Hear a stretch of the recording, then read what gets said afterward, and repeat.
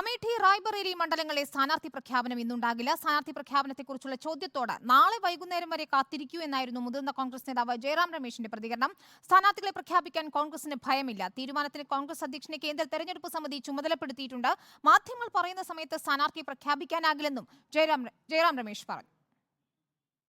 CEC has empowered the Congress president. Congress president is fully seized of the matter. He knows that a decision has to be announced well before the nomination time. Normally, it should be announced by tomorrow evening. 48 hours ago, the CEC expressed a view in a meeting of the CEC. They empowered the Congress president. Where is the delay? There is no delay. There is absolutely no delay. See, candidates are not announced on the basis of the deadlines that your media houses have set for themselves. You have to put out information every day. നോബൽ മാരിക്കാരൻ നൽകും വിവരങ്ങൾ. Nobel, Amethi Raebareli മണ്ഡലങ്ങൾ കോൺഗ്രസിന് വൈകാരിക ബന്ധമുള്ള മണ്ഡലങ്ങൾ. അവിടെ ഇപ്പോഴും രാഹുൽ ഗാന്ധിയെയും പ്രിയങ്ക ഗാന്ധിയെയും ചുറ്റിപ്പറ്റി തന്നെയാണോ ചർച്ചകൾ വരുന്നത്?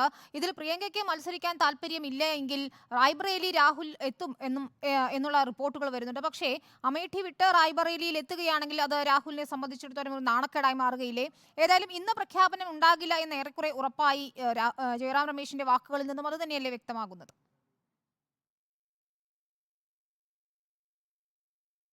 വിനീത, അമേഠി റായ്ബറേലി മണ്ഡലങ്ങളിൽ നാളെ വൈകിട്ടോടെ പ്രഖ്യാപനം ഉണ്ടാകും എന്നാണ് കോൺഗ്രസ് നേതാക്കൾ ഇപ്പോൾ വ്യക്തമാക്കുന്നത്. അമേഠി റായ്ബറേലിയുമായി ബന്ധപ്പെട്ടുകൊണ്ട് രാഹുലിന്റെയും പ്രിയങ്കയുടെയും പേര് തന്നെയാണ് ഇപ്പോൾ സജീവമായി ഉയർന്നു കേൾക്കുന്നത്. പക്ഷേ ഇതിൽ പ്രിയങ്കാന്തി മത്സരിക്കാൻ താല്പര്യം പ്രകടിപ്പിക്കുന്നില്ല എന്ന വാർത്തകളും ഈ ഘട്ടത്തിൽ ഉയർന്നു വരുന്നുണ്ട്. പ്രചാരണത്തിൽ മത്സരരംഗത്തേക്ക് ഉണ്ടാകില്ല എന്ന സൂചനകളാണ് ലഭിക്കുന്നത്. അതോടൊപ്പം നിലവിൽ രാജ്യസഭയിൽ സോണിയാഗാന്ധി ഉണ്ട്, ലോക്സഭയിൽ നിലവിൽ വയനാട്ടിൽ നിന്ന് രാഹുൽ ഗാന്ധി വിജയിച്ചു വരും എന്ന പ്രതീക്ഷയുണ്ട്. അതുകൂടെ റായ്ബറേലിയിൽ നിന്ന് പ്രിയങ്കാന്തി ലോക്സഭയിലേക്ക് എത്തുകയാണെങ്കിൽ ഒരു കുടുംബത്തിലെ 3 പേർ ഇരു സഭകളിലും എത്തുന്നൊരു സാഹചര്യം ഉണ്ടാകും. സ്വാഭാവികമായും അത് തന്നെ ഒരു കുടുംബാധിപത്യം എന്ന തരത്തിൽ ചർച്ചകളിലേക്ക് കൊണ്ടുപോകും എന്നടക്കമുള്ള ചില നിരീക്ഷണങ്ങൾ, ചില കാഴ്ചപ്പാടുകൾ ഇതുമായി ബന്ധപ്പെട്ടുകൊണ്ട് രാഹുൽ ഗാന്ധിക്കും പ്രിയങ്കാന്തിയും ഒക്കെ ഉണ്ട് എന്നാണ് മനസ്സിലാക്കുന്നത്. എന്താണെങ്കിലും നിലവിൽ ഇപ്പോഴും കോൺഗ്രസ് പ്രവർത്തകർ ആവശ്യപ്പെടുന്നത് അമേഠിയിൽ രാഹുൽ ഗാന്ധിയും അതോടൊപ്പം തന്നെ റായ്ബറേലിയിൽ പ്രിയങ്കാന്തിയും മത്സരിക്കണം എന്നുള്ളതാണ്. അതേസമയം പ്രിയങ്ക മത്സരരംഗത്ത് പിന്മാറുകയാണെങ്കിൽ ഒരുപക്ഷെ റായ്ബറേലിയിലേക്ക് രാഹുൽ ഗാന്ധി എത്താനുള്ള സാധ്യതയും ഈ ഘട്ടത്തിൽ തള്ളിക്കളയാൻ കഴിയില്ല. അങ്ങനെയാണെങ്കിൽ അമേഠിയിൽ കോൺഗ്രസിന് മറ്റൊരു സ്ഥാനാർത്ഥിയെ കണ്ടെത്തേണ്ടി വരും എന്നും പ്രധാനപ്പെട്ടതാണ്. കഴിഞ്ഞ ദിവസമൊക്കെ അമേഠിയിലെ ആളുകളും നേതാക്കളും ഒക്കെ രാഹുൽ ഗാന്ധിക്കായി മുദ്രാവാക്യം വിളിക്കുകയും അവരെ ധർണയിരിക്കുകയൊക്കെ ചെയ്തിരുന്നു. അത്തരത്തിൽ രാഹുൽ വേണമെന്ന ആവശ്യമാണ് അമേഠിയിൽ നിന്ന് പ്രധാനമായും ഉയരുന്നത്. അതോടൊപ്പം തന്നെ ഈ സ്ഥാനാർത്ഥിനിർണ്ണയം വൈകി എന്ന് പറയുന്നതിനെതിരെയും കോൺഗ്രസ് ശക്തമായി തന്നെ വിമർശനം ഉന്നയിക്കുകയാണ്.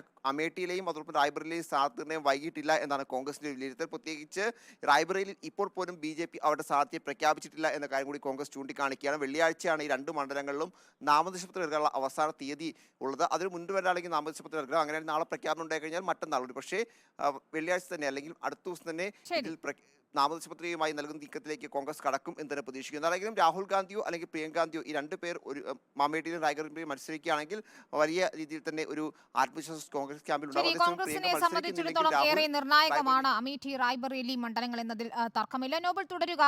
മറ്റൊരു വാർത്തയുടെ വിവരം കൂടി വേണം. JDS നേതാവ് പ്രജ്വൽ രേവണ്ണയെ പ്രധാനമന്ത്രി സംരക്ഷിക്കുകയാണെന്ന ആരോപണവുമായി രാഹുൽ ഗാന്ധി ഇപ്പോൾ രംഗത്തെത്തിയിട്ടുണ്ടല്ലോ. ഈ ലൈംഗിക ചൂഷണ പരാതിയിൽ രേവണ്ണയ്ക്ക് നോട്ടീസ് അയച്ചിരുന്നു പ്രത്യേക അന്വേഷണ സംഘം. അതിന് പിന്നാലെയാണ് ഇപ്പോൾ കോൺഗ്രസ് ശക്തമായ ഭാഷയിൽ വിമർശനം ഉന്നയിക്കുന്നത്. മോദിയുടെ പെൺസുരക്ഷയുടെ ഗ്യാരണ്ടി ഇതാണോ എന്നും രാഹുൽ ചോദിക്കുന്നുണ്ട്. എന്താണ് അതിന്റെ വിവരങ്ങൾ? പ്രജ്വൽ രേവണ്ണയുമായി ബന്ധപ്പെട്ടുകൊണ്ട് കഴിഞ്ഞ ദിവസങ്ങളിൽ കോൺഗ്രസ് BJPക്കെതിരെയും ഒപ്പം JDSനെതിരെയൊക്കെ ആക്രമണം അഴിച്ചുവിട്ടതാണ്. അല്ലെങ്കിൽ രാഹുൽ ഗാന്ധി ഈ വിഷയത്തിൽ പ്രധാനമന്ത്രിക്കെതിരെയാണ് വിമർശനം ഉന്നയിക്കുന്നത്. രൂക്ഷ വിമർശനമാണ് പ്രധാനമന്ത്രിക്കെതിരെ രാഹുൽ ഈ വിഷയത്തിൽ ഉന്നയിക്കുകയും ചെയ്തത്. കാരണം 100 കണക്കിന് വരുന്ന പെൺമക്കളെ പീഡിപ്പിച്ച ഒരാളെ ഇത്തരത്തിൽ സംരക്ഷിക്കുകയാണ്, പ്രോത്സാഹിപ്പിക്കുകയാണ് പ്രധാനമന്ത്രി എന്നാണ് രാഹുലിന്റെ വിമർശനം. ഈ വിഷയത്തിൽ മൗനം പ്രധാനമന്ത്രി തുടരുകയാണ്. ഈ വിഷയത്തിൽ നിന്ന് മാത്രമല്ല രാജ്യത്തിന്റെ വിവിധ ഭാഗങ്ങളിൽ, അത് ഉന്നാവാകട്ടെ അല്ലെങ്കിൽ മറ്റു ഭാഗങ്ങളിലാകട്ടെ, പെൺമക്കൾ ഇത്തരത്തിൽ ആക്രമണത്തിനും പീഡനത്തിനും ഒക്കെ ഇരയാവുകയാണ്. ആ ഘട്ടത്തിലും പ്രധാനമന്ത്രി ഈ വിഷയത്തിലെല്ലാം മൗനം തുടരുന്നു. സ്ത്രീകളുടെ സുരക്ഷ ഒരു ഗ്യാരണ്ടിയായി പറയുന്ന മോദിയെ ഇതാണോ ഈ ഗ്യാരണ്ടി എന്ന ചോദ്യവും രാഹുൽ ഗാന്ധി ചോദിക്കുന്നു. അതോടൊപ്പം തന്നെ ഈ വിഷയമുണ്ടായതിന് പിന്നാലെ ഇദ്ദേഹം ഈ നാട് വിട്ടു പോകുന്ന സാഹചര്യം, ഇന്ത്യ വിട്ടു പോകുന്ന സാഹചര്യം ഉണ്ടായി. രേവണ്ണയ്ക്ക് എങ്ങനെയാണ് ഇന്ത്യ വിട്ടു പോകാൻ കഴിഞ്ഞത്, അതിനുള്ള അവസരം ഒരുക്കിയത് എന്നടക്കമുള്ള ചോദ്യങ്ങളും കോൺഗ്രസിന്റെ ഭാഗത്ത് എന്താണെങ്കിലും ഇപ്പോൾ ഉയരുകയാണ്. പ്രധാനമായും മൂന്നാം ഘട്ട തെരഞ്ഞെടുപ്പിന് ദിവസങ്ങൾ മാത്രമാണ് ഉള്ളത്. കർണാടകയിലെ നിരവധി മണ്ഡലങ്ങൾ, ഭൂരിഭാഗം മണ്ഡലങ്ങളും ഇതിൽ വിധി എഴുതുകയും ചെയ്യുന്നുണ്ട്. ഈ പശ്ചാത്തലത്തിൽ ഈ വിഷയം പരമാവധി ഉയർത്തിക്കൊണ്ടുവന്നുകൊണ്ട്, ഈ വിഷയം കർണാടകയിൽ മാത്രമല്ല രാജ്യത്ത് മൊത്തം ഈ സ്ത്രീ സുരക്ഷയുമായി ബന്ധപ്പെട്ട വിഷയം ഉയർത്തിക്കൊണ്ട് മോദിയെയും അതോടൊപ്പം BJP-യെയും പ്രതിരോധത്തിൽ ആക്കാൻ തന്നെയാണ് കോൺഗ്രസ് തീരുമാനം. അതിന്റെ ഭാഗമായാണ് രാഹുൽ ഗാന്ധി ഇന്നിപ്പോൾ ഈ വിഷയത്തിൽ രൂക്ഷ വിമർശനം മോദിക്ക് എതിരെ നടത്തിയത്. വിനീത. ശരി, നോബിൾ മാരിക്കാരനാണ് ദില്ലിയിൽ നിന്നും വിവരങ്ങൾ.